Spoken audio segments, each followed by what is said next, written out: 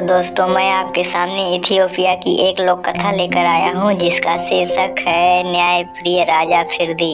Ethiopia के पश्चिमी ओर के पर्वतीय प्रदेशों में एक बहुत बड़ा राजा रहता था जिसका नाम था फिरदी। वह अपने निष्पक्ष फैसलों के लिए बहुत दूर दूर तक मशहूर था।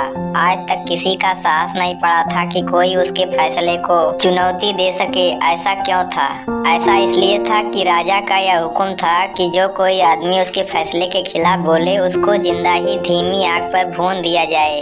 अब सोचो जरा कि इस हुक्म के साथ उसके न्याय को चुनौती देने की हिम्मत ही किसमें थी। एक रात की बात है कि एक चोर ने उस राजा के शहर में एक धनी व्यापारी के घर में दीवार तोड़कर घुसने की कोशिश की। जैसे ही दीवार में छेद इतना बड़ा हुआ कि वह उसके अंदर घुस सकता, एक ईंट ऊपर से उसके सिर पर पड़ी जिससे उसको चोट लग गई। चोट ज्यादा थी इसलिए वह चोर अपना फूटा सिर लेकर अपने घर चला गया। उस रात वह कुछ नहीं कर सका। उसको अपने ऊपर बहुत गुस्सा आ रहा था क्योंकि उस दिन उसकी रात बेकार गई और वह कुछ नहीं कर सका। अगले दिन वह राजा फिरदी के महल में पहुंचा और राजा से बोला, हुजूर, कल रात मैं एक व्यापारी के घर में घुसने के लिए दीवार तोड़ रहा था ताकि उसकी कोई छोटी मोटी चीज चुरा सकूं, परंतु दीवार से एक ईंट गिरी और उसने मेरा सिर फोड़ दिया। देखिए, मैं इतनी ज्यादा चोट खा गया हूँ कि अपना काम ही नहीं कर सका। इसी को तो इसकी सजा मिलनी चाहिए। राजा फिरदी ने उसके सिर की चोट देखी तो वह गुस्से में भरकर कांपती आवाज में बोला, तुम ठीक कहते हो। ऐसे देश में भला कोई भी क्या कर सकता है जहाँ कोई चोर बिना किसी एक्सीडेंट के चोरी भी नहीं कर सकता। उसने फिर अपने नौकरों से कहा, जाओ और जाकर उस व्यापारी को लेकर आओ जिसके घर में इस चोर को यह चोट लगी है। राजा के नौकर तुरंत गए और व्यापारी को लेकर राजा के पास आ गए। व्यापारी डर के मारे कांप रहा था। उस बेचारी की तो यही समझ में नहीं आ रहा था कि उसकी गलती क्या थी जो राजा ने उसको बुलाया। असल में तो हर आदमी राजा फिरदी के दरबार में कांपा ही करता था, पर यह व्यापारी कुछ जरा ज्यादा ही कांप रहा था क्योंकि यह बेचारा बेकसूर था। राजा बोला, व्यापारी, यह भला सा चोर तुम्हारे घर में दीवार तोड़ते समय जख्मी हो गया। क्योंकि यह तुम्हारा घर तोड़ते समय जख्मी हुआ है इसलिए इसकी चोट के जिम्मेदार तुम हो। व्यापारी बेचारा लड़खड़ाती आवाज में बोला, हुजूर, यह सच है कि वह मेरा घर है, परंतु मैंने तो उसमें कुछ नहीं किया। गलती उस मिस्त्री की है जिसने मेरे लिए वह घर बनाया। उसने वह घर मेरे लिए ठीक से नहीं बनाया, इसीलिए वह ईंट गिर गई। राजा कुछ सोचकर बोला, शायद तुम ठीक कहते हो, मिस्त्री को हाजिर किया जाए। मैं तो यह चाहता हूँ कि सजा केवल अपराधी को ही मिलनी चाहिए। राजा फिरदी के सामने अब उस मकान बनाने वाले मिस्त्री को लाया गया। राजा बोला, ओ नीच आदमी, क्या तुम जानते हो कि यह भला चोर इस व्यापारी के घर में चोरी करते समय जख्मी हो गया, और वह भी केवल तुम्हारी लापरवाही से किए गए काम की वजह से। जब वह दीवार तोड़ रहा था तो एक ईंट उस बेचारे के सिर पर गिर पड़ी।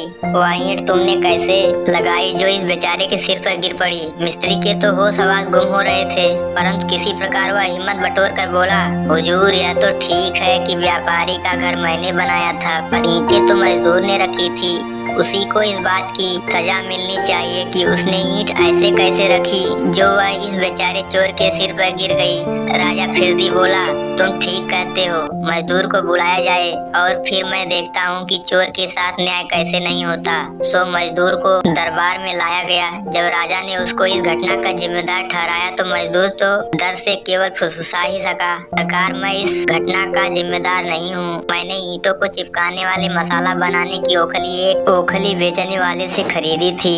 अब अगर वह ओखली ठीक रही होती तो मसाला भी अच्छा रहा होता और ईंट भी ठीक से चिपक जाती।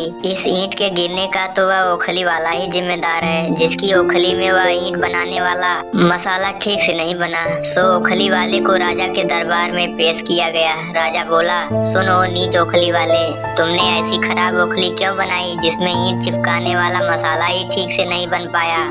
उस ओखली में बनाए गए मसाले से मिस्त्री ईंट को ठीक से चिपका नहीं सका और इसीलिए कुछ छोटी मोटी चीजें चुराते समय यह भला चोर उन ईंटों में से एक ईंट गिरने की वजह से घायल हो गया। तुमको इस जुर्म की कड़ी सजा मिलेगी। बदकिस्मती से इस ओखली बनाने वाले का शरीर तो बड़ा था और वह ताकतवर भी बहुत था, पर उसमें अक्ल कम थी। वह बेचारा अपने बचाव में कुछ भी न कर सका। उधर राजा फिरदी को भी पक्का हो गया कि उसने असली अपराधी का पता लगा लिया। सो उसने अपने आदमियों को तुरंत ही हुक्म दिया कि इस ओखली बनाने वाले को जल्दी से जल्दी फांसी पर चढ़ा दिया जाए। राजा के हुक्म के अनुसार बढ़इयों ने अपराधी को फांसी पर चढ़ाने के लिए फांसी का खांचा जल्दी जल्दी बनाया। जल्दी जल्दी बनाने की वजह से वह खांचा पूरी ऊंचाई का भी नहीं बन पाया, क्योंकि यह ओखली वाला तो बहुत लंबा आदमी था। राजा के आदमी जब उसको फांसी लगाने के लिए लेकर गए तो उन्होंने देखा कि फांसी का फंदा गले में डालने के बाद भी उस ओखली वाले के पैर तो जमीन से छू रहे थे। उन्होंने यह समस्या जब जाकर राजा को बताई तो राजा यह सुनकर आग बबूला उठा और बोला, इस भले चोर को छोड़ने में मुझे अभी कितने देर और लगेगी। फांसी का खांचा तैयार है तो किसी को तो इस जुर्म की सजा मिलनी ही चाहिए। जाओ और कोई भी ऐसा आदमी ढूंढो जो इस खांचे पर फिट हो सके और उसको फांसी चढ़ा दो। अब राजा के आदमी किसी ऐसे आदमी की तलाश में चल दिए जो उस फांसी के खांचे में फिट हो सके। पहला आदमी जो उनको दिखाई दिया वह था एक छोटा सा प्याज उगाने वाला किसान। वह अभी अभी गाँव से अपनी प्याज की फसल निकाल कर बेचने के लिए शहर जा रहा। इस किसान के बारे में यह मशहूर था कि इसने कभी किसी को किसी प्रकार का कोई नुकसान नहीं पहुंचाया था, पर क्योंकि वह साइज में छोटा था इसलिए वह फांसी के खांचे पर बिल्कुल ठीक बैठ रहा था और राजा अपने महल में बैठा न्याय की दुहाई दे रहा था। जब वह किसान राजा फिरदी के सामने लाया गया तो राजा चिल्लाया, मुझे कुछ भी बताने की जरूरत नहीं। अगर यह आदमी उस खांचे पर फिर बैठता है तो बस यही आदमी ठीक है। वह भला चोर पहले ही काफी देर तक न्याय के लिए इंतजार कर चुका है। अब तुम इसको जल्दी से ले जाओ और फांसी पर चढ़ा दो। और वह बेचारा बेकसूर किसान अपराधी चोर को न्याय देने के सिलसिले में फांसी चढ़ा दिया गया। ऐसा था राजा फिरदी का न्याय। दोस्तों, यह कहानी आपको कैसी लगी कमेंट में जरूर बताइएगा और हमारे चैनल को लाइक शेयर सब्सक्राइब करना ना भूलें।